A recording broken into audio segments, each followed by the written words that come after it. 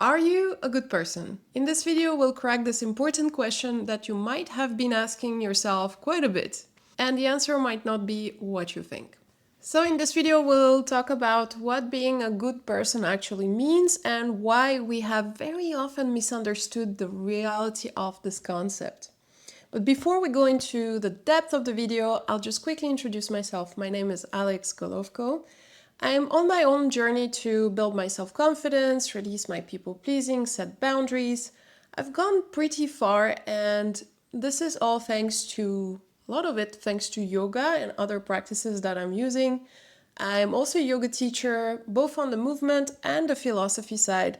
And a lot of what I share here is rooted in yoga philosophy. On this channel, I talk about women empowerment topics, so anything to do with setting your boundaries, building your strength, self-worth, and just generally being an empowered, authentic self. And I share a lot of what worked for me on this process, so yoga philosophy tools, certain practices, and things I just learned along the way. So if that sounds like something you will be interested in, please consider subscribing, commenting, liking the videos, and I really love if you interact with the videos because it always helps me to refine my topics and do topics that I know you're gonna be resonating with. And for the returning viewers, I really appreciate you being here and listening to all the videos, commenting.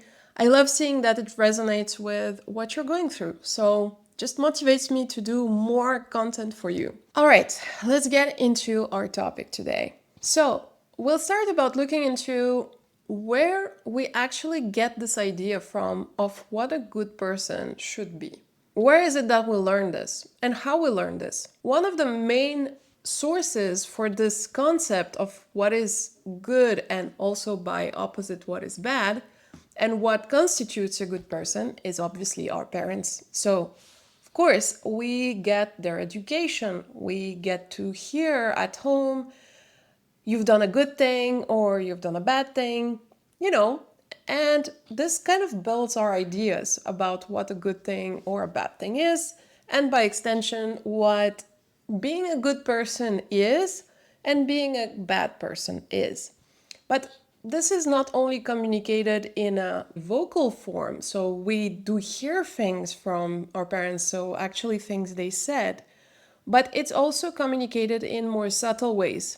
So how to behave with your parents, how to ensure that your parents are happy, or how make sure that your parents stay in a good mood. And also as a kid, we take a lot of what is happening as being the result of our behavior. So we adjust a lot of our behavior to make sure that our parents are happy. And because when we're a kid, the relationship is a very different relationship with our parents. We are very dependent of our parents, and for our survival, we need to adapt our behaviors to the one that the parent requires to make sure that we are safe in the family and that we're not kicked out of the house, basically. So one thing with this is if there is low self-awareness on their end, then this will be communicated through to ourselves. So this first concept that we receive about what is good and bad is partial for the best. So sometimes it's not exactly accurate, or it is tainted, or the concept has been taken through the eyes of or the filters of your parents. Another big source for this concept is obviously beliefs and religion. So this is also, if you are subscribed to a particular religion, you will have always some sort of guidelines, strong or less strong depending on the religion, about what is good and what is bad. And this is another way to also learn about, morals and the idea of values that make you a good or a bad person. And then finally, the last one is society, because society keeps on telling us, whether openly or through subliminal messaging, what is considered good and what is considered bad. All right, so with all of these sources, the major problem is is that unless you're kind of like an expert or you want to really dive into this topic of morals, study it, examine it, and really apply it to yourself, or really explore the topic proactively and want to take interest in philosophy and test it for ourselves, we're pretty sure to take only parts of the correct interpretation or the parts that actually fit our purpose. This is what our parents did. This is often what we do. We take some ideas and we apply it for ourselves to justify what we think should be a good behavior. So let's think about what we usually take from these various sources as generally conceived as being a good person or a good behavior or a good intention person. Well, I think everybody will say this, but the first thing is being of service to other people that are in need or that require help, or particularly the ones that are suffering. So it's in all religions, help your next of kin, help anybody in need. But the problem is we miss a very, very important component of it. Because when we say this applies to everyone, we talk about everyone. And the first person it applies to is yourself. And that's the thing that we most often miss. And the thing is, it's actually part of religions and beliefs and most systems, but it's just not the thing that's the most picked up on.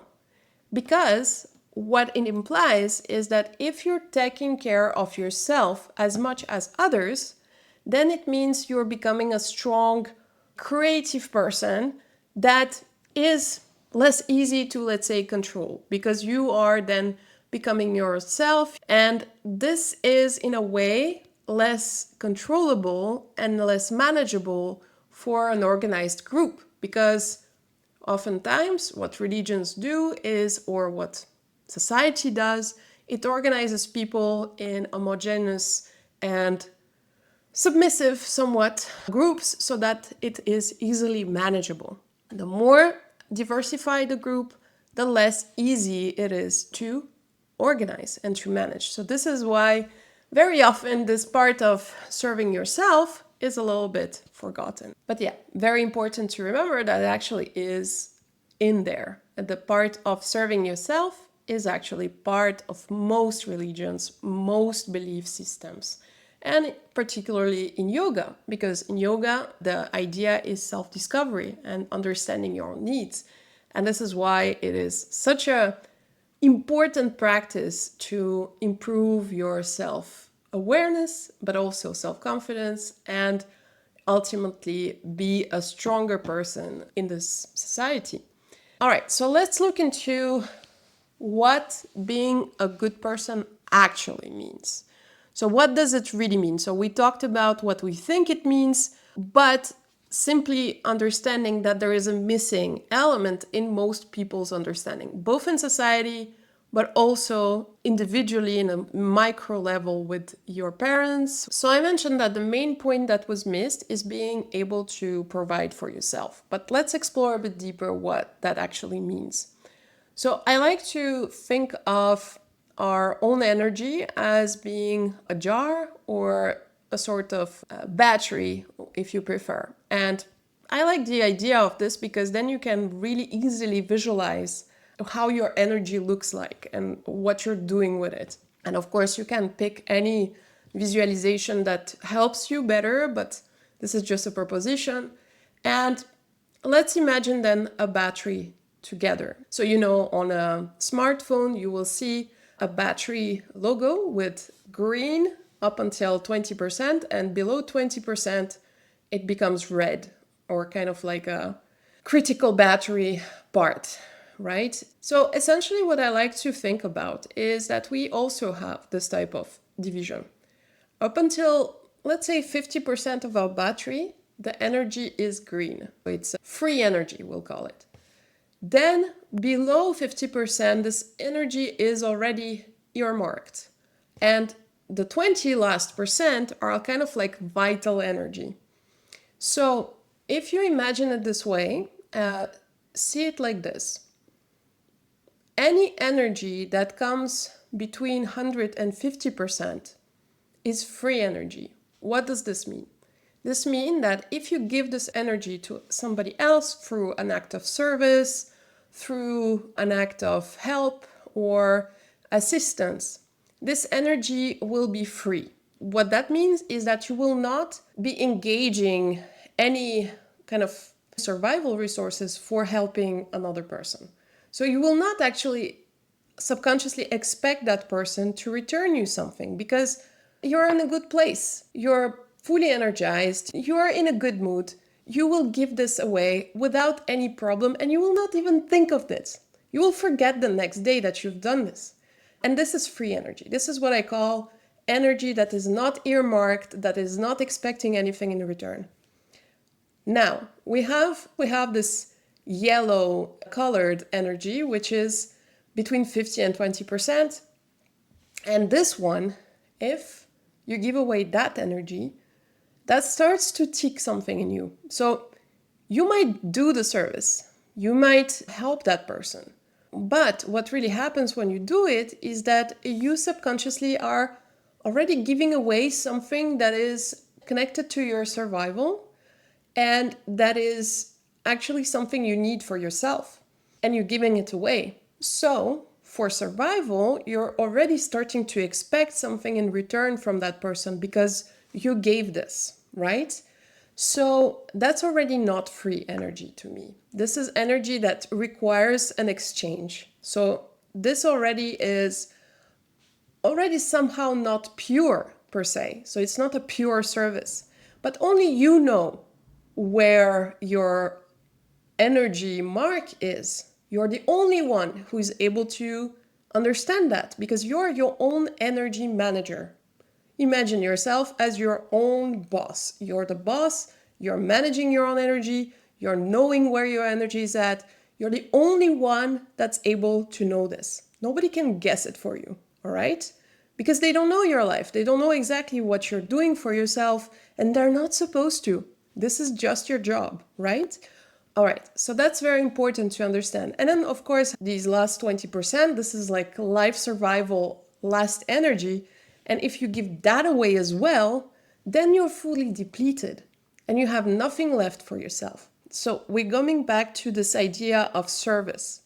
So yes, a good person helps other people, helps the people in need, but only with the free energy.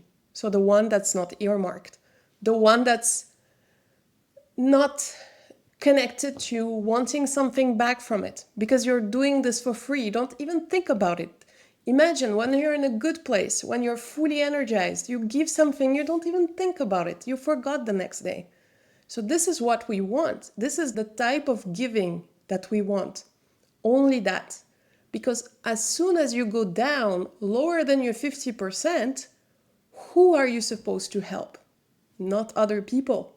No, your responsibility is to help you, yourself, because you're going down in your energy bar, and it's only you who must know where your energy is at and when it's the turn to turn inwards and to actually help yourself. And this is also service. This is also an act of being a good person, because you are being protective towards yourself. You're not letting yourself down. Because when we say service, it doesn't only mean outside, it means to yourself too. And if you're not servicing yourself, you are not being a good person. Let that sink in. I know it's hard, but it is so important to understand. So, essentially, if we recap this, being a good person means only giving to others when you know that you're able to give to others without expecting anything in return. But what does that physically mean? That means that you are expected, and very importantly, you are responsible for understanding where your 50% threshold is. Whether it is 50, the figure is up to you to imagine. But just imagine that there is a threshold under which anything you give is not free anymore. And it's up to you to know when to stop giving and when to start feeding your own self, giving it to your own self. And how you do that, it's up to you to decide, whether it is giving yourself something good to eat, giving yourself some time with your body to reconnect with yourself, meditation, having a walk, yoga, whatever it is. You can select what fills your own cup. But this time must be only for you, and it must fill your cup back up so that it's able to overflow again. And this is also part of being a good person. All right? So this is so important to understand. And we have sometimes gone into this extreme of thinking, okay, so those that are not giving whenever, they're bad people. But this is because we misunderstood the whole concept. We took out this whole part of taking care of yourself as being an important, not only important, a key part of being healthy in your life, to grow in your life, to be able to help people, really, not in a codependent way. Because what it does is, when you have this expectancy of somebody to return you the favor, the relationship is becoming unbalanced and codependency happens, and all of these toxic relationships happen. So by doing this, you're clearing the relationships that you have from any kind of toxic expectation. And you are knowing yourself, because you are able to assess now where your energy is at, and you're able to give it freely and completely, purely to other people when you can. And this is what a good person really is. So understand that when other people, they say, oh, but you're being selfish, it's because maybe they've been taking advantage of you in a way, or of the fact that you're giving below your 50%. They're taking advantage of that kind of dynamic, and now they are depleted from it. So be careful about who is giving you judgment as well, because some people, their judgment is irrelevant, right? So we don't need to take it on board. Just take into account this framework and this new understanding of what a good person really is, and try to apply it in your life. How can you actually implement this in your life? I would say one important step is do a self-check, like being more aware of your energy levels, being more aware of yourself and how you feel before going all out and helping out people. We tend to really say yes straight away for any kind of help or service that is asked of us.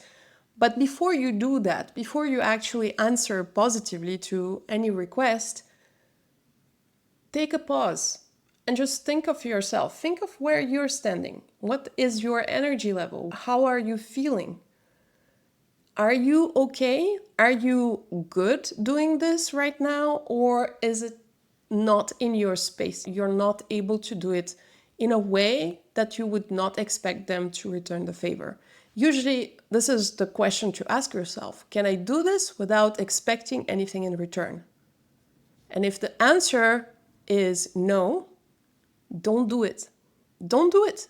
And it will rearrange your relationship quite a bit. Maybe some will fade out, some might reshape also, or transform into something more healthy. Because when you do this, you're kind of spreading this idea that you need to take care of yourself first to other people as well. Maybe other people need that lesson in their lives too. So this is how you will kind of spread this positive idea of what a good person really is to other people. All right, thank you for watching this until the end. I'm really happy that you stayed on board, and I really hope this resonated with you, because this, I feel, is something that a lot of us has forgotten, like what this really means to be a good person. It's important to remind ourselves. And if you like this video, please consider subscribing, liking it, and also commenting with your own stories around this in the comments. And I also have a video around stopping over-advising. This is much connected to this topic today, and it's part of being a good person. So if you want to check that video out, it's gonna be linked here. And otherwise, you can also check out my free masterclass on how to build confidence and making sure you have strong boundaries. It's connected in the description of this video. All right, thank you so much for listening in, and see you in the next video.